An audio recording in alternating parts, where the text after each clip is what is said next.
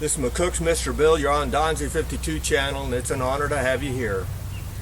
Memorial Day weekend 2013 here in McCook, Nebraska. And I ask you to indulge me and allow me to tell a story that I've told before about my father.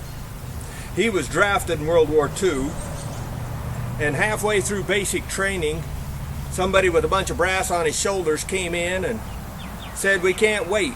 Ship this 5,000 out with 3 weeks basic training." And so they did. They got over to Africa, and Dad said that he was there, and they asked for volunteers to drive a truck. Dad, coming from the farm, knew trucks up one side and down the other, so he said, plus he didn't really want to kill people. So he said driving trucks sounded better.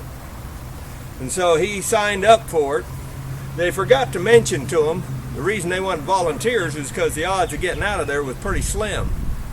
See, they took those trucks and they would put fuel and ammo in them. And needless to say, they only put one man in a truck at the beginning of the war. Later they'd put two, because they figured if it got blew up, why lose two men? They would send those trucks out into the desert that had more iron in it than sand in places, so that your compass didn't work. It was easy to get lost. And there were landmines out there that you could hit and be blown to smithereens. And then there were long-range 88 artillery pieces that the Germans had that could punch you at 2 miles away. Not counting the German planes were coming in and strafing them. Dad said, "I saw trucks blown up ahead of me, and I saw trucks blown up behind me. They just didn't get me." And he said that it was a living hell. And he said, and then the Arabs were paid $50 to blow up a truck. If you blew up a truck, they got $50 bill, and a single bullet had the potential of blowing up a truck.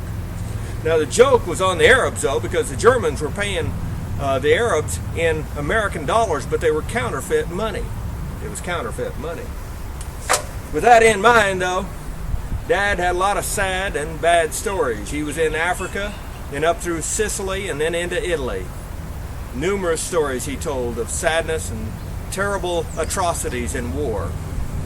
But he told one story that he did like to tell, and so I will relate that story today. He said they was near an air base, and Patton had just got over there. And Patton had a plane, big 4-engine plane, flown from the United States over to Africa, clear full of expensive booze. Well, you're getting ahead of me. At that air base, the booze disappeared, and it was quite evident that the truckers had stolen the booze, that 100 truckers.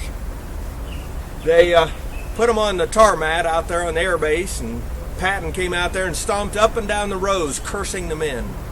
Some of the men thought they'd be shot. Dad said you haven't lived till you've had Patton 4 inches from your nose cursing you. Finally, after about 30 minutes of cussing them, he said 90 days in the brig, and he walked off.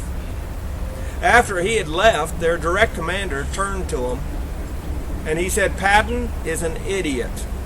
He said, "Where am I going to get 100 men stupid enough to get in trucks loaded with fuel and ammo, drive out in the desert with landmines, and the German 88 shooting at you, and German planes strafing you, not counting Arabs wanting to take a pot shot at you? Where am I going to find 100 men that's stupid?" But he said, "If you ever steal Patton's booze again and I don't get any," he said, "I don't care." He said, "You're in the brig." He said, "I don't care if we lose the war. I don't care if we lose the war."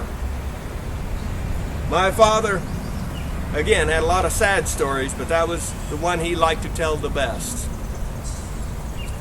A lot of those men fought the rising empire over there and the goose steppers on that side.